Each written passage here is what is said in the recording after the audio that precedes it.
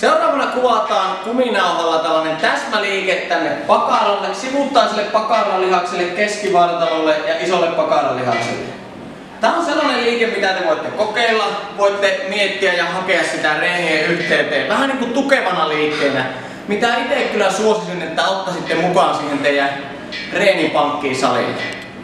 Hyvin monella on se ongelma, se löysä pakaralihas, mitä ei saada aktivoitua kokonaan, ja sitä kautta taas sitten tulee pikkuhiljaa lonkkaan ja polveen niitä ongelmia ja takareitä.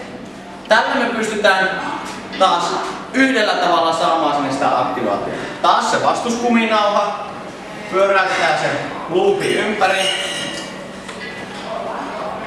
Jalat noin hartian leveydelle. Haetaan taas se lantio mukaan. Itse tykkään tehdä sen lantion saamaan aktiiviseksi, pakaran lantion pohja aktiiviseksi, kun työnnän kantapäitä kiinni. Kato mun lantio.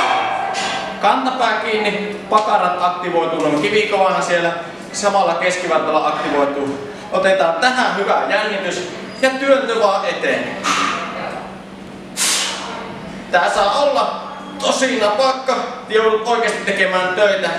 Huomaat 3.–4. kohdalla viimeistään keskivartalo ja pakaralihas aktivoituu ja menee ihan siis, huomaat, että se väsyy ihan tässä. Noin 10 toistoa ja tauko.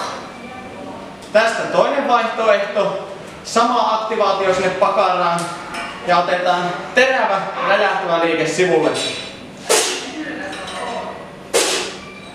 jolloin saadaan kylkilihakset ja syvät vatsalihakset töihin ja edelleen se pakara on töissä.